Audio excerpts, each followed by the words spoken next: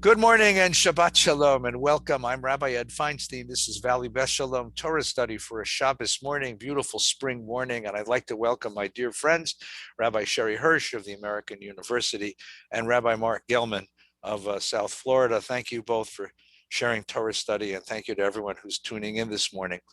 Before we start, I think all of us would like to share a moment of remembrance.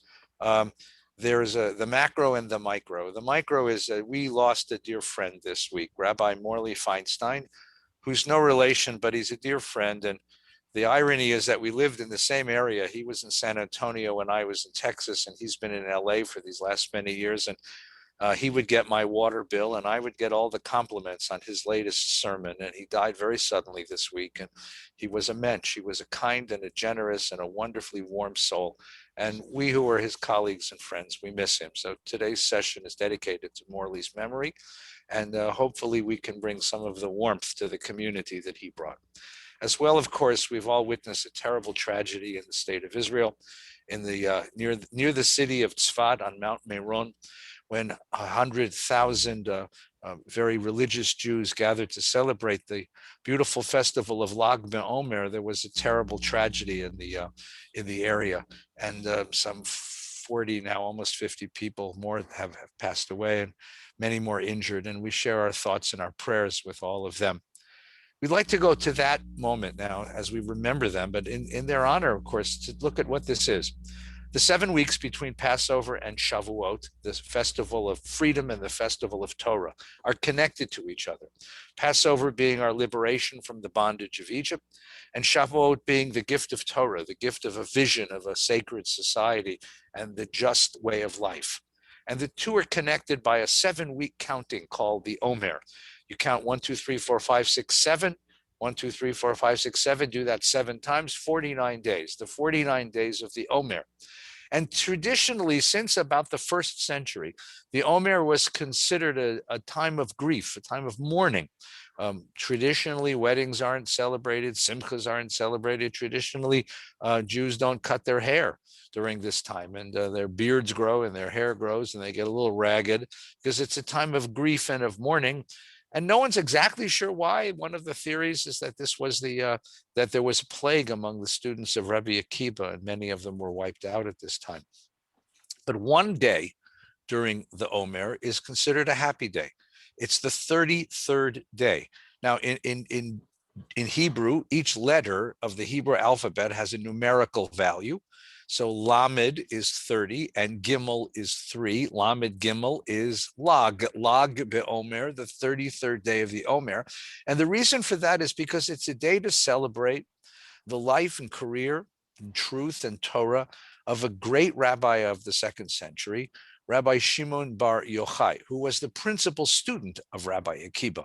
And upon his death, this is his yahrzeit, upon his death, he begged his followers not to make this a day of grief, but to make it a day of celebration.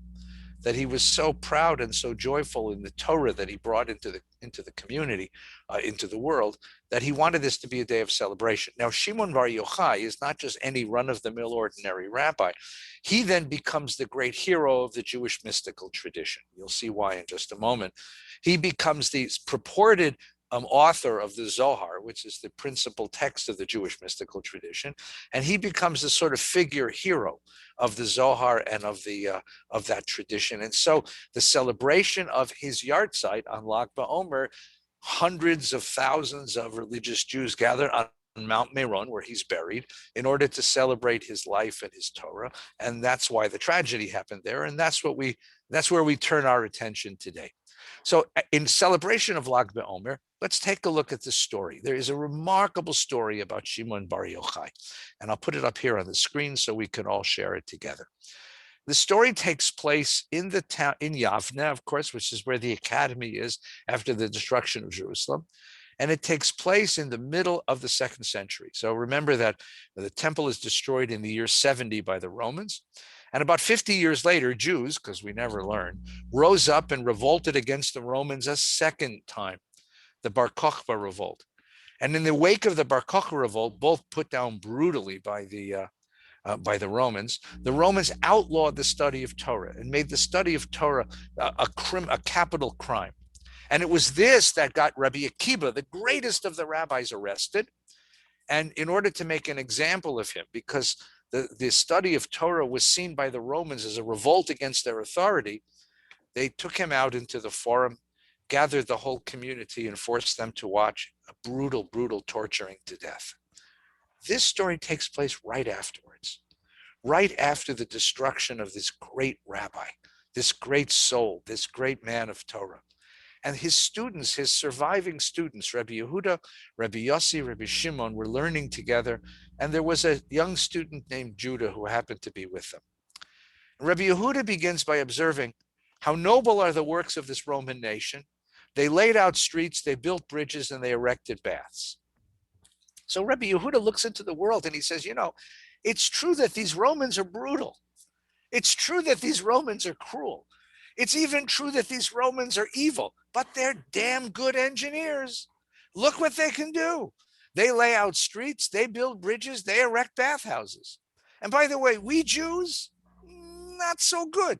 You ever try to drive in Tel Aviv? You know what it's like to live in a Jewish designed city. These Romans, they really know how to build this stuff. And we may reject their values and we may think that they're inhumane, but damn, are they good engineers. Rabbi Yossi is silent. Now, why is Rabbi Yossi silent? Because he's torn. Because the great question is, can I participate in the world with this people, the Romans, and not imbibe the poison of their morality? Can I live in the same world as they live in and not become like them? And Yossi's not sure. He walks on their roads, he walks over their bridges, he lives in their city, he breathes the same air that they breathe, and he's so worried, am I becoming like them?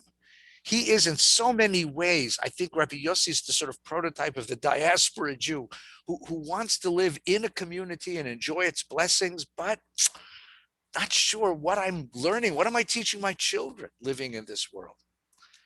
Rabbi Yehuda is fully confident you can live in the same world with the Romans and not become like them. You can enjoy their roads, you can enjoy their buildings, you can enjoy their aqueducts, you can enjoy their engineering, and you won't become like them. Rabbi Yossi's not so sure. Rabbi Shimon bar Yochai, who was the principal student of Rabbi Akiva, and is still grieving his teacher's death, who is still so wounded watching the terrible death of his teacher.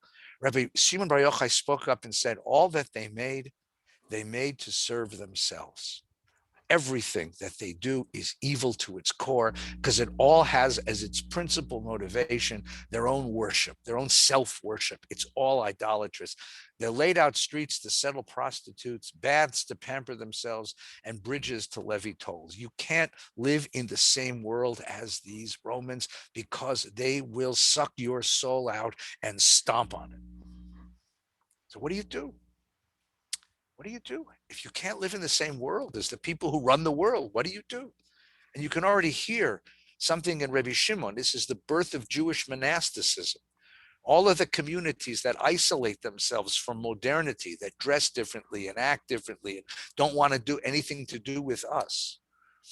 So what happens? Judah went off and retold the sage's words. I mean, he was a young student and he was impressed by what his teachers were teaching. So he started talking about it, and it got to the Romans. And so the Romans issue a decree. Judah, who acclaimed, shall be acclaimed. He's going to lead the community. Yossi, who remained silent, shall be exiled to Sepphoris. Sepphoris is a small town on the Sea of Galilee. So in other words, it's an exile. It's a sort of house arrest, but not so terrible. It's like being exiled to Lake Tahoe, right? Or Palm Springs or South Florida, right? Not such a terrible place to be exiled, but you can't leave. And Shimon, who vilified us, shall be put to death. They put a contract out on his life, just like they did to his teacher. So where does he go? If the Romans are after you, where do you go? Think about this for a second. So where does he go? Rabbi Shimon and his son hid out in the house of study. They went to the synagogue. They'll never find a rabbi there. And on one mind, I mean, you may say, well, they won't tell which one of them he is because they all dress alike. No. Why does he go to the synagogue?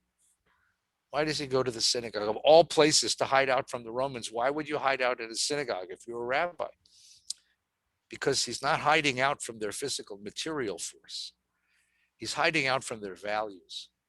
He wants to go to the place where he knows he's safe. As a Jew, he's safe. He knows they speak the language of Torah. We're a place where they understand his way of looking at the world, where they live on his time, on his clock, and not according to the Roman way of life. It's a spiritually safe place, even if it's materially, even if it's physically unsafe. But of course, he still lives in the physical world. He still lives in the physical world. He has a body, and a body gets hungry at the end of the day. So what does he do? Rabbi Shimon's wife would bring him a bread and a jug of water with which they sustain themselves. You know, this is patriarchal and it's sexist. I know that. But the idea is that woman is his connection to the physical world. He gets to go be spiritual. But when the pressure became intense, Rabbi Shimon said to his son, women are vulnerable. They could torture her and she'd reveal the place. In order not to put her in danger, in order not to reveal the place, we have to find a different place to go. So they went and hid in a cave. In a cave. And a miracle occurred. And a carob tree and a well were created for them. And here's the image of the cave. They would remove their garments and sit up to their necks in sand and study the entire day. And when it was time to pray, they'd put back their garments and wrap themselves in their taluses and they prayed. And they'd take off the garments and they'd remove themselves, and they spent 12 years in the cave. So here's the image. You remove your garments and you bury yourself up to your neck in your cave. So if you were to walk in the cave, what do you see? 2 talking heads. What is this image? Rabbi Shimon says, I can't be a Jew and live in the world with this evil people. I can't be a Jew and breathe the same air, eat the same food, drink the same water, walk on the same roads without imbibing, without taking into myself the pollution of this culture. I'm going to isolate. This is the great temptation of monasticism, to isolate yourself from all that is not pure, and to split between the physical and the spiritual. The split between the physical and the spiritual. I share a physical world with the Romans, but I refuse to share a spiritual world. And my ideal is to live purely as a spiritual being, up to my neck in sand, and not to have any physicality at all. All right, let me stop for a moment and ask my dear colleagues to chime in and join this conversation. Thank you for being so patient.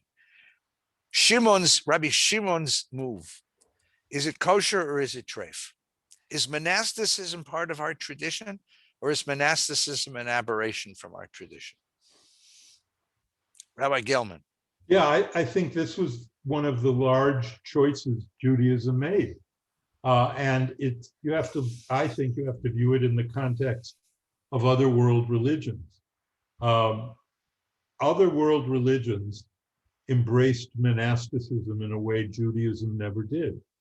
For example, the Buddha, in his rise to Nibbana, to enlightenment, left the palace, left everything, sat under the Bodhi tree, and gained enlightenment there on a diet that would basically starve to death any normal human being.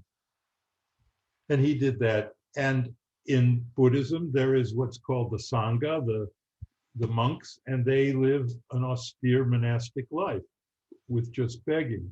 In Christianity, they embraced monasticism, and even today in Protestant denominations, you see it in the Mennonites and the Amish, and their decision to forsake even the most important developments of the modern world technologically, by plowing with a horse or an ox and not using mechanized tractors, and living an isolated life. And you see it in the Zen Roshi and in Zen Buddhism as well. And you see it also in various sects of Islam that also embrace it. Judaism did not. And one of the reasons I think we did not is because it violates the first commandment, not the first one in the 10, but the first one chronologically in the Torah, which is Paru Uruvu, be fruitful and multiply. And unless you see procreation, family, an embrace of our physicality and of physical love and of the creation of families that will be the building block of your faith. Unless you embrace that, you can't have the solution that Judaism wanted us to have to live spiritually full lives. Other religious traditions said, look, we don't want that. We don't want the building blocks to be the family. We want the building blocks to be the priesthood. We want the building blocks to be the Sangha. We want the building blocks to be the ascetic or the shaman, the isolated, pure, non-physical being. The other reason I think Judaism embraced the physical is that the biblical and even the rabbinic, which was informed by Greek thinking, did not accept the differential between body and spirit. It didn't have an idea of the soul in the biblical context. So for all those reasons, Judaism embraced the physical and rejected any ascetic split-offs that would alter the family nature of Judaism. Sherry, I know you live in a house with what, 5 teenagers, right? Well, one's at college right now, so and a couple 4. of couple of dogs. So, you ever tempted to go hide in a cave in order to? 1,000%. I was just going to respond to something you said, Mark, which is in my 20s, I went and meditated in utter silence for 12 days. I've shared that with the both of you. And I felt that the highest value was to be able to be the Buddha, right? To have that sense of monasticism and to really be able to be at one with God. And now I'm not in my 20s, and I have learned this text many a times, but I actually think there's something revealing here beyond even what's been said, which is that Judaism at its origins is about wrestling, not just wrestling with God, but wrestling, right? With people. Like our origin stories are all about people wrestling with each other and arguing. It's all about this dynamic of belonging to something greater. And to me, what Shimon bar Yochai did was he took the easy way out. It's like, I am so afraid that I might adopt these practices of the Romans that I have to completely remove myself. I don't have any ability to wrestle with it or to engage, because that would, and he did it from a very arrogant place. Like, they're so beneath us, I need to go to the cave and remove myself. But in fact, I think it's the less courageous thing to do. I actually think what Judaism asked us to do, and why it never adopted this, is to be far more courageous, which is to sit in the muck, be uncomfortable, and wrestle through it, right? To figure it out. And I think that's why even in the story, you have the 3 rabbis talking about, how does living in a Roman culture affect you? Like, do you remain silent? Do you engage? Or you just run away? And so to me, it's interesting that Shimon bar Yochai has become this great person that we, celebrate through Lag BaOmer, and yet he's a runner. He's a runner. And he's not a wrestler. And I think he's someone that maybe we aren't supposed to be. And even further in the story, which I know you're going to get to, Eddie, I don't want to do any spoiler alert. It's even more so, it reveals his judgmentalism, his inability to be a part of something much greater, which is a part of the people. So let's take a look and see what happens. You ready? So they went and hid in a cave. Now the question is, from a religious point of view, what does God think of this? Does God approve? And there's a miracle, a carob tree and a well, which are interesting symbols, by the way. There's a miracle, which means you would assume that God sort of approves of this. And a carob tree is a fruitful tree, so there's nourishment, and the well is water. And so in a certain way, that's a very stripped down version of the Garden of Eden. He lives in an Eden. He doesn't have to deal with the world because he has all of his needs taken care of, just like in the Garden of Eden. And he can sit and he can meditate for 12 years. According to the tradition, this is when he writes the Zohar, or makes the discoveries of the Zohar. He discovers the great mystical truths. And God seems to approve of it.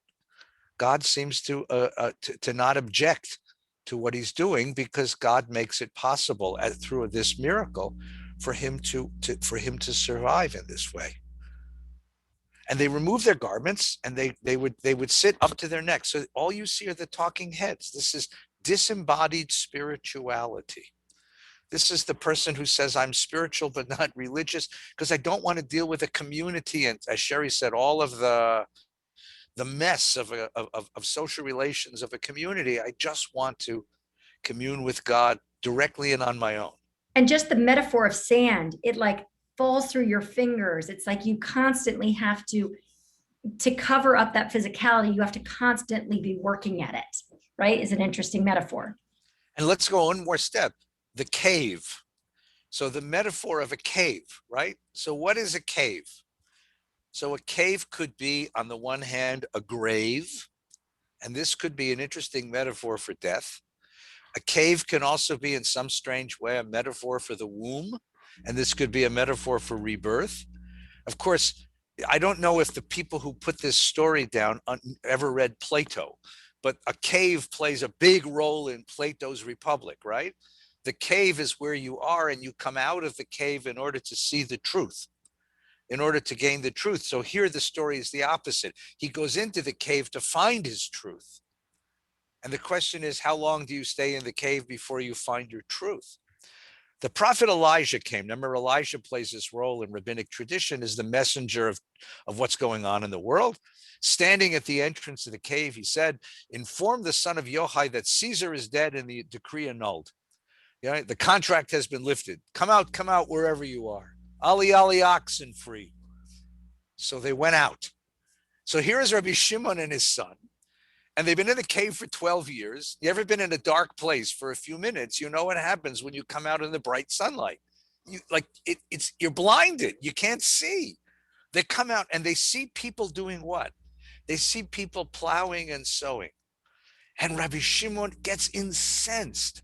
Like, the darkness of the cave has so changed the way he sees the world. His eyes are blinded, and he sees people growing food, which is, after all, a mitzvah, right? Hamotzi lechem min haaretz. They're growing food. But Rabbi Shimon screams, these men forsake life eternal and engage in life temporal. They forsake the life of the spirit and engage in life of the body. They forsake life of God, and they engage in the economic life. And notice the split.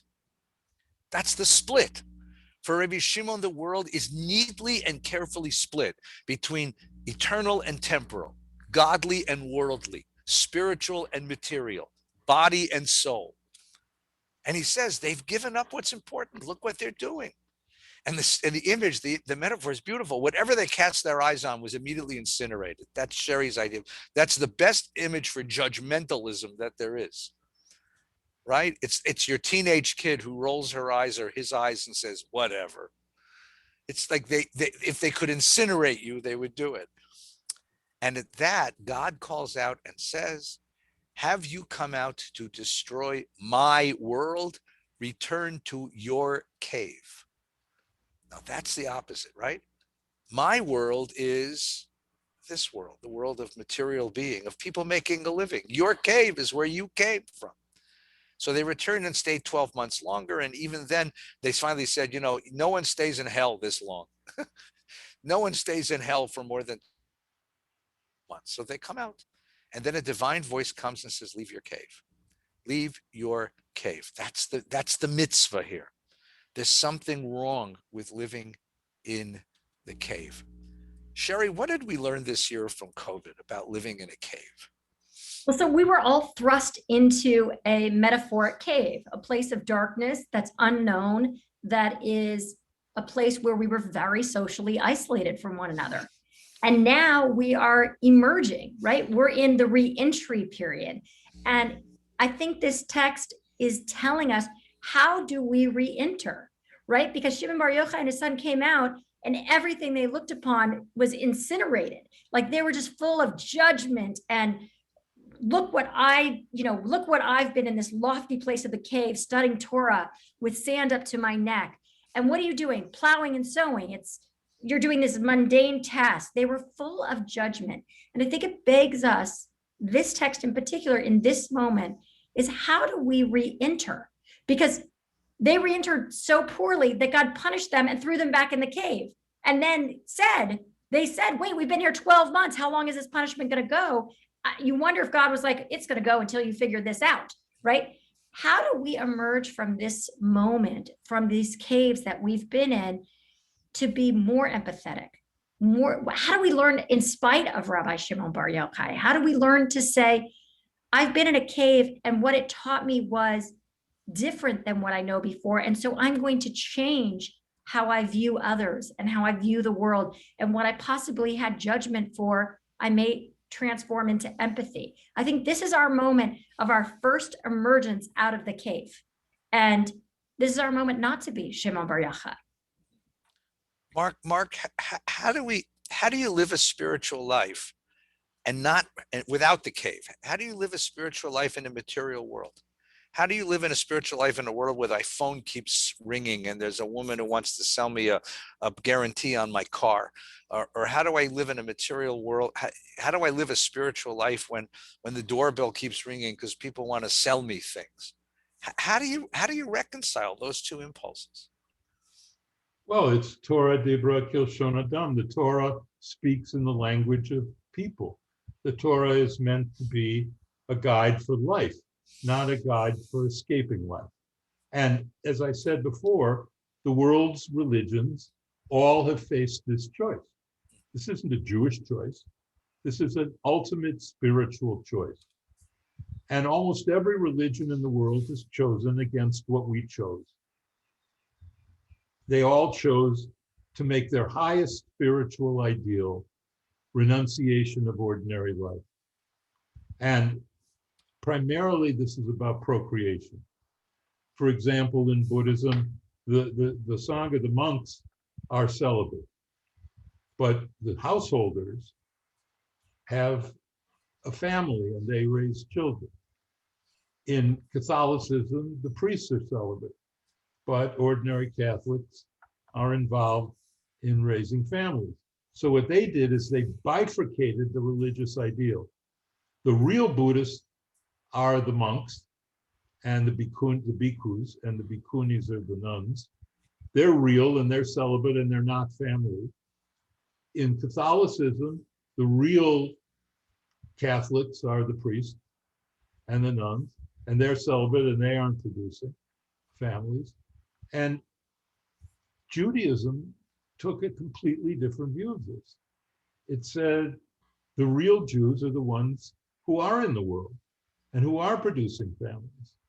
And the way you do it is you integrate the teachings of Judaism into the world. And if I say, as I have, that Judaism chose the world, that isn't totally true. The horrible connection and the horrible tragedy with the ultra-Orthodox in Meron is that we have produced a whole group of ascetics in Judaism, and that is the ultra-Orthodox yeshiva world. They are separated from the world. They have no newspapers, no TVs. Many of them speak Yiddish at home, and that's it. And they're not involved in ordinary life. They have their own isolated life. And so, for example, when science said you can't gather together or you'll be a super spreader for the COVID, they said, well, what is science to us? It's nothing to us. It's limudei chol. It's ordinary teachings of secular world. And they ignored it and they got sick. And although Israel has almost 60-70% vaccinated, almost 38% of their COVID cases are ultra-Orthodox. So they ignored science and they suffered from it. So the truth is that the spiritual life in every religion, including our own, offers the seduction of the cave. It's the seduction of Eden. I love that image. The idea of separation. It's the womb. It's giving up any diversions to spiritual life. It's hatred of the body. It's hatred of health. And, if you look at the people who have chosen that in Judaism, they are not physical specimens. They are not overwhelmingly healthy looking people. And these are sacrifices that you give up when you leave the modern world. And on the other hand, all the forms of liberal Judaism, conservative, reform, reconstructionists, all of them, which have embraced what the world has learned. My teacher, Gershom Sholem, who proved that Shimon bar Yochai didn't do the Zohar, but it was Moses de Leon who did it, that he said there has never been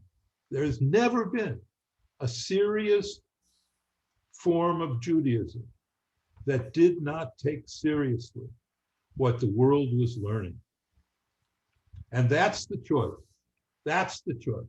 Every religion has that choice. In Islam, there's fundamentalists who've ignored the world and they produce crazy fundamentalists.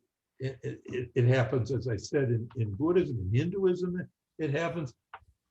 You have to choose what the world is learning. And when you learn what the world is learning, several benefits come to you.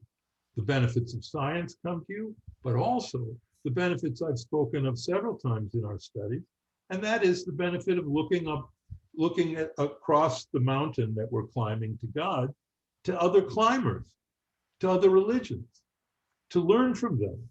When you cut off the world, you're not just cutting off science. You're cutting off what other religions are learning about God, which is very interesting and very informative and very important. So I think the choice of embracing the world is the only choice that makes sense. The choice of rejecting the world leads to fundamentalism and ignorance. Strong words. Strong words. And that's my story, and I'm sticking to it. Strong word. Can I ask you just a personal question? Yeah. You were very, very close to Father Tom Hartman. Yes. Did you ever discuss with him? Did he ever feel like he lost something in not having a family, not having a spouse and kids? Or did he feel like that was a gain in terms of his spiritual life? Yes, he felt he lost, but it was interesting. He didn't feel he lost about sex. He didn't feel that was a sacrifice that was ultimate. He felt that he lost because of family. He said, when I come back to my house, it's just my house. When you come back to your house, you have your kids, you have your wife. And I know it's difficult. When you and I went out for a speech, I heard Max, your son, I was there, and he said to you, Dad, you really have to go. Do you really have to go, Dad? And I looked at my son and I said, yes, I do. And he said, Mark, that's a choice I never had to make. I would just add to that, Eddie, that I don't know about the two of you, but I think being a rabbi and having a family has made me a better rabbi. Right? I came into the rabbinate as a single young woman. And now many years later, I've had loss. I've lost my parents. I have had children. I've had teenagers. I've had, aunts. I have this whole web of people that allows me to really feel deeply the suffering of another. And Daniel Kahneman, the author of Thinking Fast and Slow, as well as I think a Nobel laureate, or, please don't quote me on that, but like what he says is like, our whole goal in life is to reduce suffering of others. And it really makes me think about having a family really helped me understand what suffering is. Not that it's just made me feel the suffering in a different way. And so I always felt for my colleagues that were priests and celibate that they were somehow missing that part of wisdom that comes from being a part of that. But I want to ask you, Sherry, I want to ask you the opposite question, because you've written some wonderful books, and I know you've in my synagogue, you've spoken several times especially to women, to younger women who are now third generation feminists, who were crushed. The expectations of career, the expectations of family, the expectations of success, the demands of physicality, of trying to be a mom and have a successful career. And I mean, I don't, and you've spoken to them very frequently about balancing some of this and finding meaning. What is the role of solitude, of meditation, of withdrawal? Let's call it that. What's the role of the cave Before I in answer that, Eddie, keeping sane in this world? right. So before I answer that, I just want to say a family is not necessarily the family that you biologically give birth to two children. I just wrote a piece that's coming out for the forward. And I say that a mother is anyone who unconditionally has your back, that they can hate you and you still just love them, right? So to me, it's not, raising a family is not, and I've really demonstrated that. I mean, we have a foster son. He was not my biological. So to me, it's not a biological demand. It's not a certain construct of family. It's believing that you're deeply woven into a group of people that care deeply for each other and can forgive each other and whatnot. So I just want to clarify that. But this idea of the cave, I want to distinguish for myself and for you that a cave is a removal of self. And everybody has days where, I mean, I can speak for myself where I'm like, I quit, I'm done. I'm going into my bedroom. I will not be coming out. I will be watching Netflix for the rest of the evening. Do not disturb me, right? Everybody has moments where they feel a sense of, I need to quit. That's different than going into a cave. That's, I'm exhausted. I need to replenish myself so I can serve you. What Shimon bar Yochai is, I'm not exhausted. I just don't want to be a part of this. I don't want to engage. And I think there's a big difference between the two, right? It is normal to feel like I'm exhausted. I don't want to talk to my teenagers. I mean, the more rolling eyes I had this week, I mean, I asked one of my kids something and she rolled her eyes at me and I was like, wow, I think you're better than I was at your age. Like you're getting better. You're refining that eye roll.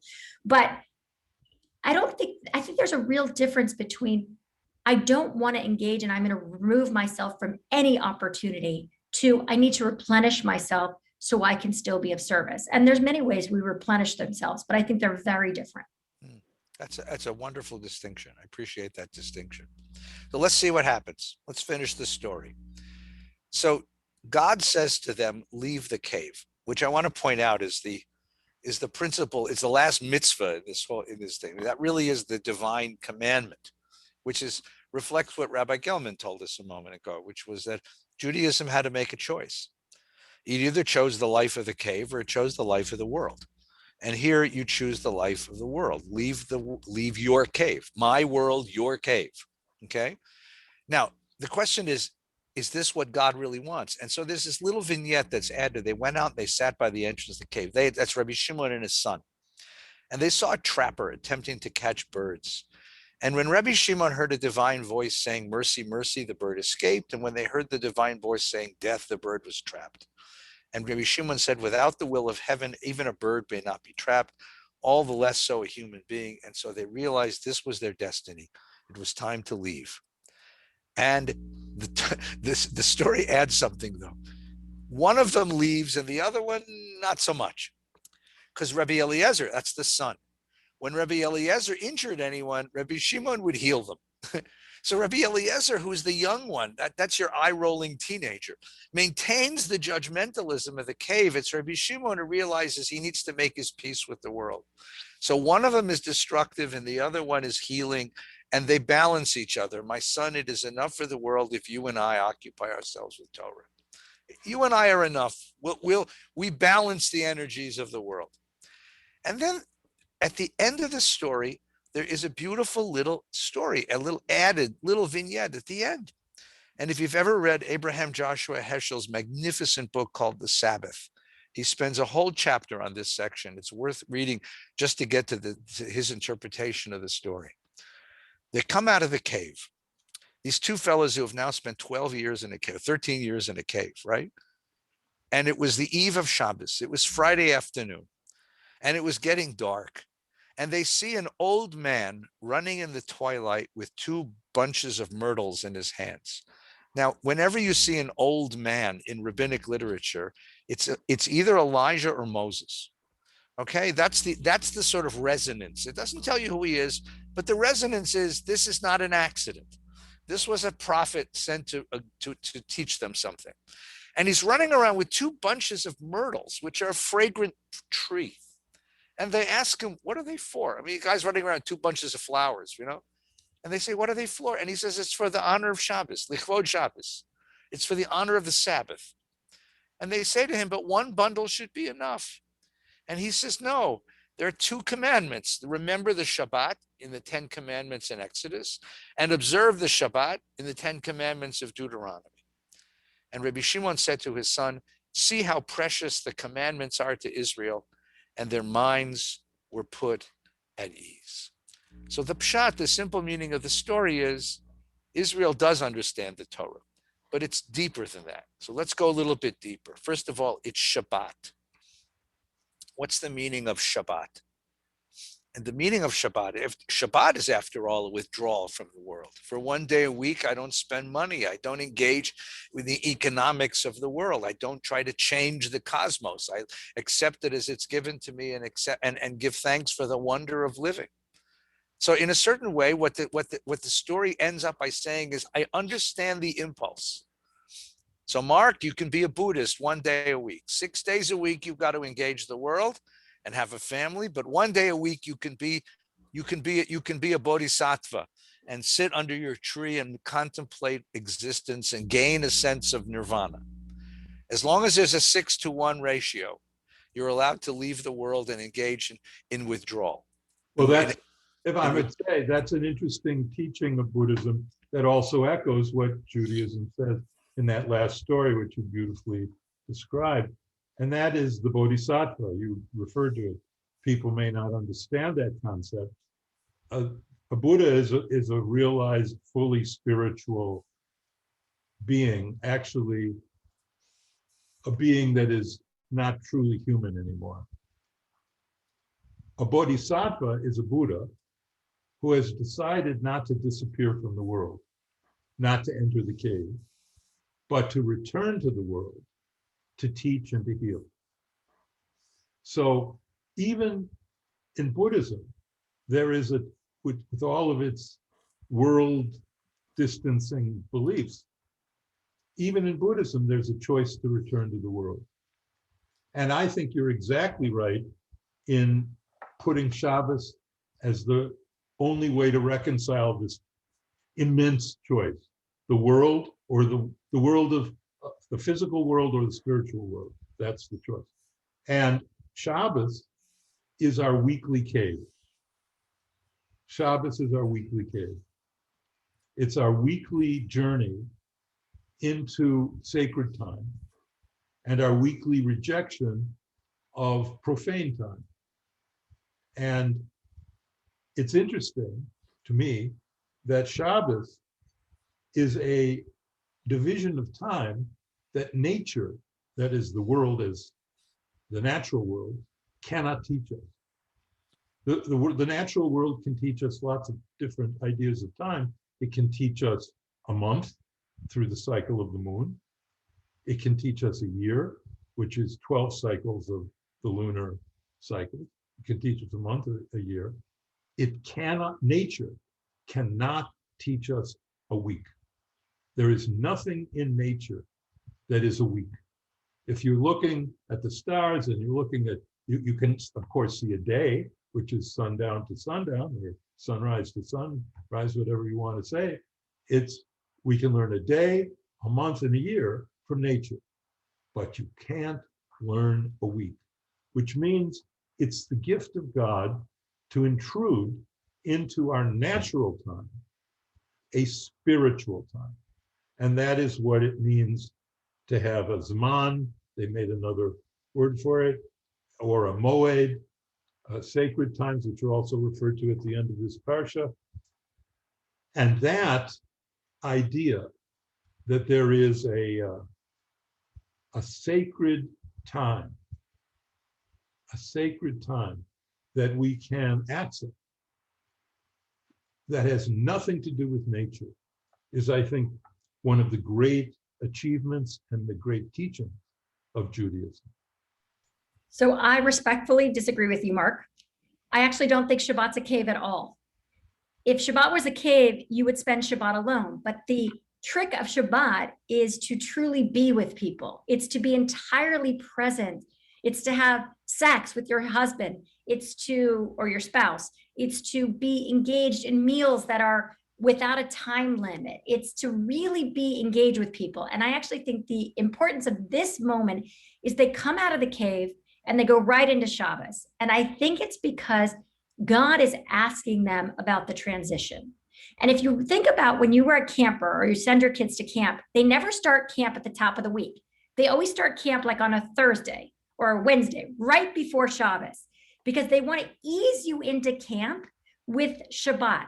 And I think as we emerge from this pandemic, the idea is God is saying, tread lightly, go into re-entry with a Shabbat mentality, like ease into it, be together, relish the people you're with, really enjoy don't just suddenly go into rushing and doing 100 million things and driving around and doing everything you were doing before, rather like make the transition. And so I think it's very telling that they go into Shabbat. And I don't think a Shabbat is a cave at all. I think it's a respite, but not a cave. Well, if you were right, and it would be really lovely if you were right. Unfortunately, you're not right. I don't think. And the reason is that our tradition teaches us that there's a private sphere and a public sphere.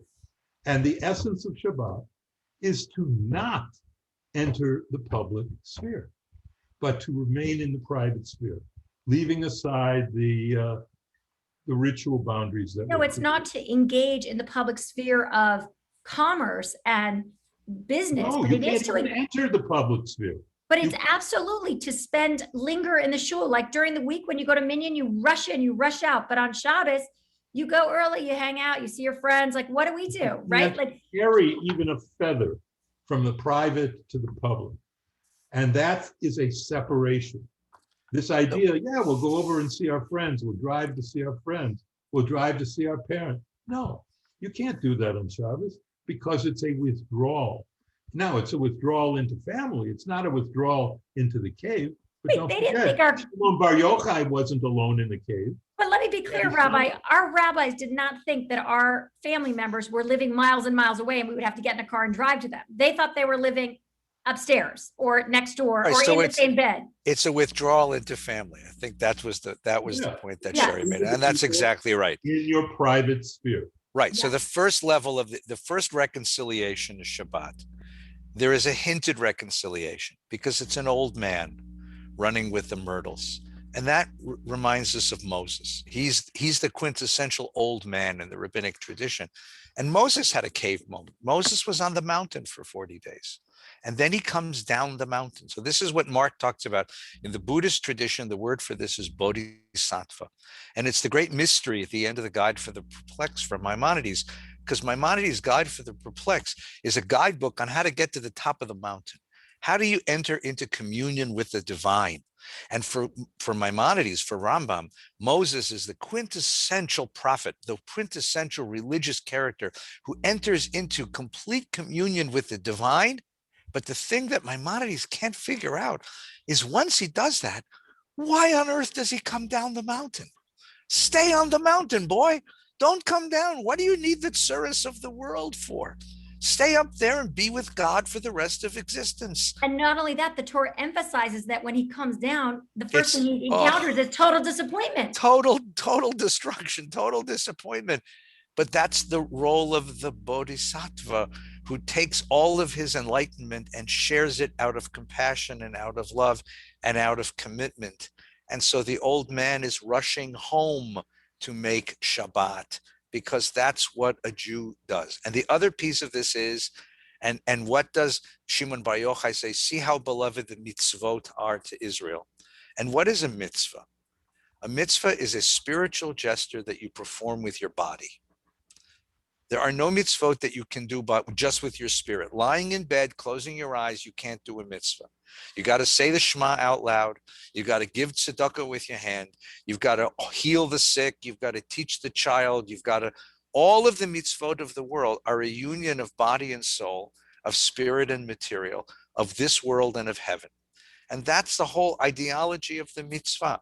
And it still leaves us with a certain uneasy tension, because the question is, how far into the world and how far do you retreat from the world? That's always going to be there, as Rabbi Gelman taught us, right? But we are deeply committed to each other and to our families, as Rabbi Hirsch has pointed out so well. So thank you, my dear friends. Thank you for sharing Torah with us. And that is the story of Shimon bar Yochai, whose yahrzeit, whose life and career in Torah we celebrate this week at Lag BaOmer. Once again, we share our deepest prayers with all of those who've lost loved ones, who were victims of this terrible tragedy in Israel. And we pray for a healthy and a strengthened time, perhaps some strength and peace that might follow from this. Take care. Have a very good Shabbos. Following our Torah study this morning, you're invited to stay tuned for a lovely bat mitzvah direct from Valley Beth Shalom at 11:30 or so, maybe 12. Rabbi Silverman has some wonderful words of Torah about this week's Torah portion. This evening, we're going to have Havdalah at 9 o'clock. It's getting so late, but Havdalah, yes, at 9 o'clock Pacific Daylight Time. And we'd love to have you aboard. Tomorrow morning, Minyan at 8:30, every other morning of the week at 7:30, every evening at 6 o'clock with the incomparable Yossi Dresner. Lunch and Learn on Wednesday at 12:30, and College of Jewish Studies commences on Wednesday evening at 7. I wish you all a very good Shabbos, out of the cave, but back with your families. Celebrate a good Shabbos. Take care. Good Shabbos.